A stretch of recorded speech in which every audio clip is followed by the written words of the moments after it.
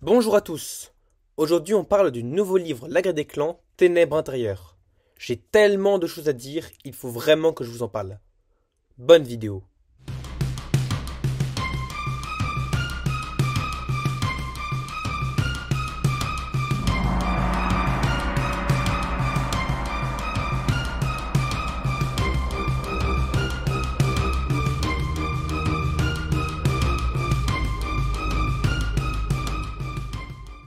Avant de commencer, une petite précision pour la miniature. J'ai pris comme fond la couverture chinoise du livre qui est magnifique, avec cet esprit qui sort du corps d'Étoile de Ronce.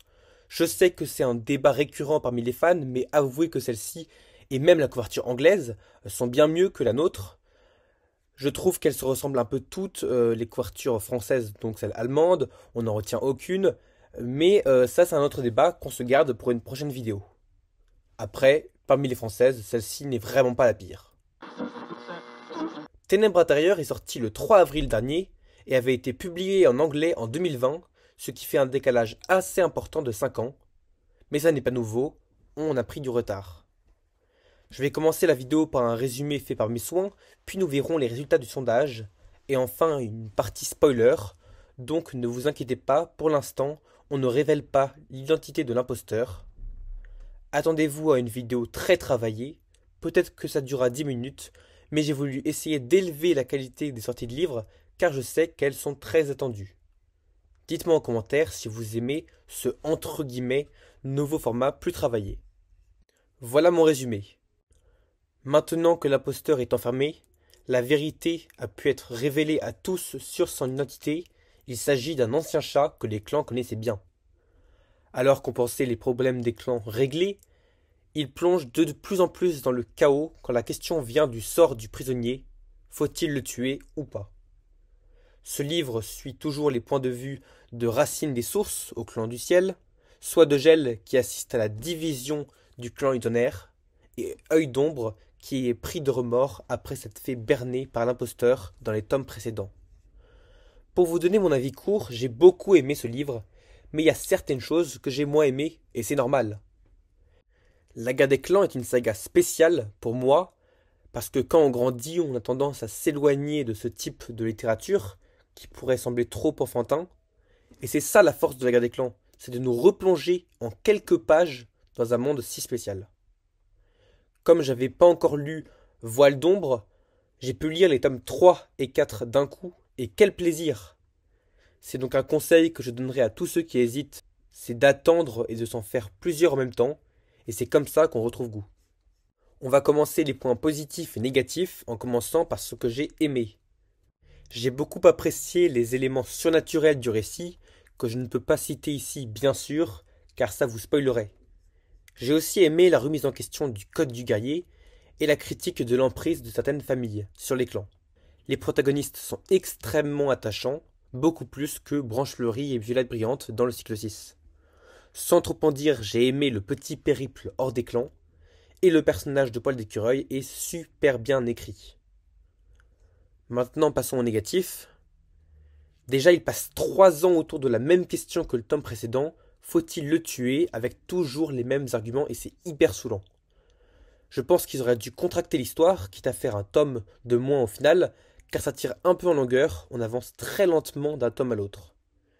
Et aussi, un point négatif, c'est qu'il faut que vous ayez lu leur série de Poil d'écureuil pour lire celui-ci, car moi qui ne l'ai pas lu, j'ai été complètement perdu et spoilé à la même occasion avec les sortes des pouvoirs des sœurs. Donc s'il vous plaît, lisez le hors-série avant ce tome.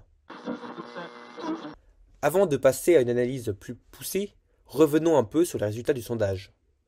Ce tome a sans surprise été moins apprécié que les précédents, car je pense que le surnaturel laisse pas mal de gens de côté, mais dans l'ensemble ça reste extrêmement positif.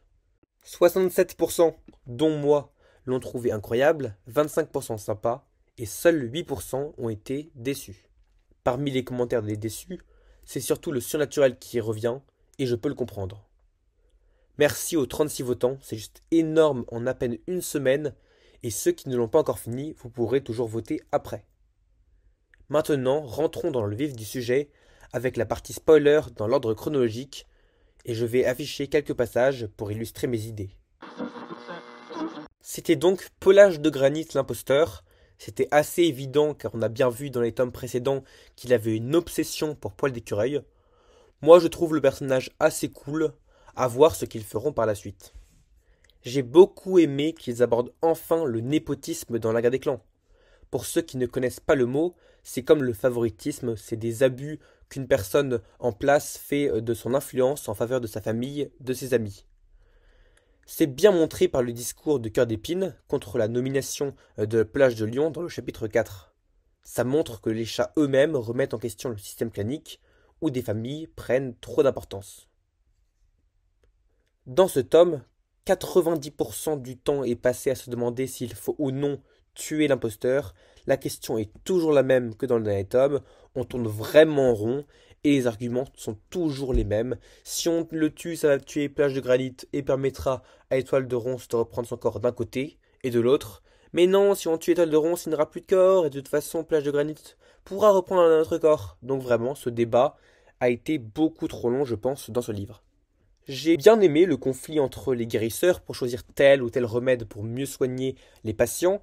Je trouve ça assez original et plutôt marrant, même si la scène où Œil d'Ombre est dégradé, il va passer de guérisseur à apprenti guérisseur, ça m'a fait hyper mal au cœur. Et on peut enfin dire que Papillon est une...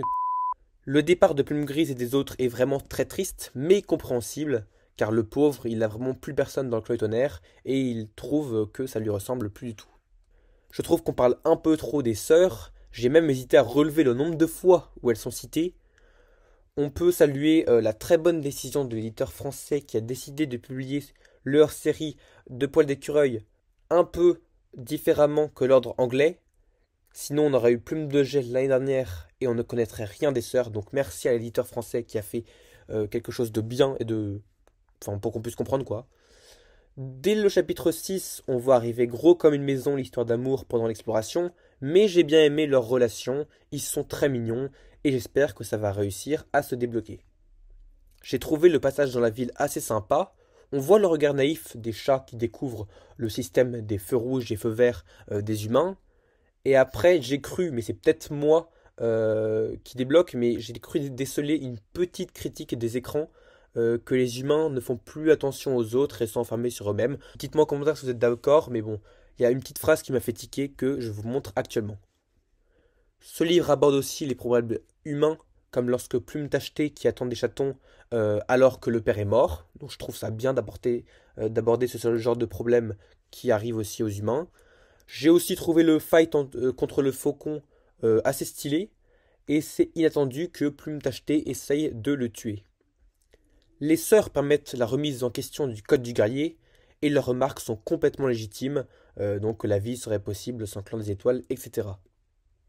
Il y a enfin une petite interaction avec le Goat, Poil de Fougère, et même avec Flocon de Neige et Cœur Blanc. C'est à souligner, c'est sympa de les voir en anciens grincheux, même si c'est très anecdotique. J'ai l'impression que ça fait des années qu'on les a pas vus.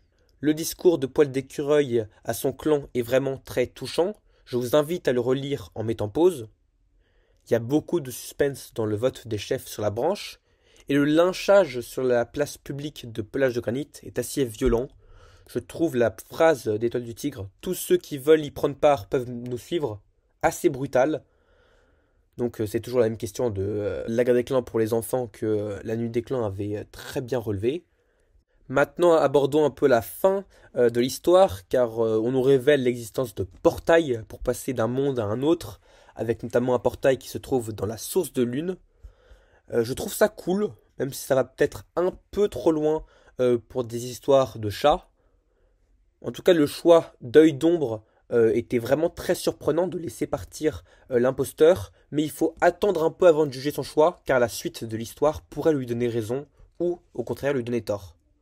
En tout cas, il risque de se faire défoncer dans le prochain tome, donc grande force à lui. Pour terminer, en vrac, j'ai quelques autres points à aborder. Regardez-moi tous ces chats du clan du tonnerre, il y en a la moitié que je connais pas. Et je me suis aussi posé la question de l'ordre des noms, car logiquement ça a toujours été dans l'ordre d'âge, mais je trouve ça donc bizarre de voir Soie de Gel si haut, donc si quelqu'un a la réponse, dites-le moi en commentaire, je suis preneur. Il y a un passage où il balance les noms de tous les personnages qu'ils avaient sous la main qui m'a fait beaucoup rire. J'ai aussi trouvé le commentaire d'Arabesque très énervant, car c'est à cause de chats comme lui que ça avance pas. Ça fait 400 ans qu'il parle de le buter et lui il se réveille. Oh, il faudrait le tuer? Non mais débile ce mec. Il y a aussi quelques mots bizarres, ce qui est assez rare dans la guerre des clans parce que c'est plutôt un vocabulaire assez abordable, alors que là je trouve c'est bien justement d'introduire des termes un peu moins connus, comme psalmodie, dénégation, rebut ou encore fourbi, dont je me suis amusé à chercher la signification pour vous sur Google. Il y a quelques fautes dans les majuscules des noms, et ça me fait vraiment mal au cœur de voir étoile bleue avec un petit b, ça c'est inacceptable. Mais la plus grosse bourde du livre revient à Feuille de Lune qui est citée dans le livre alors qu'elle est morte depuis le hors-série de Poil d'écureuil. Donc là, lors d'un rendez-vous de guérisseur, il y a Feuille de Lune qui spawn, on sait pas pourquoi, qui dit une phrase et après on la voit plus. Donc bon ça je pense la traductrice a juste fait une faute qu'on ne lui a pas signalée. En tout cas j'ai très hâte de voir ce qu'ils vont faire dans le prochain livre, Le lieu sans étoiles, qui devrait sortir en septembre prochain. Merci à tous d'avoir regardé cette très longue vidéo. Je suis désolé, je viens de m'apercevoir que cette vidéo va durer plus de 12 minutes. Donc je suis vraiment désolé pour ceux que ça embête. N'hésitez pas à me dire dans les commentaires si vous aimez ce format plus travaillé. On organise pour mai prochain une FAQ. Je viens d'annoncer ça dans l'onglet communauté post de la chaîne. Donc n'hésitez pas à mettre toutes vos questions, que ce soit en rapport avec la guerre des clans ou des questions plus personnelles sur YouTube, etc. sur nos goûts. Merci à tous ceux qui le feront. N'hésitez pas à liker et à commenter la vidéo si vous l'avez aimée et nous on se dit à la prochaine. À bientôt!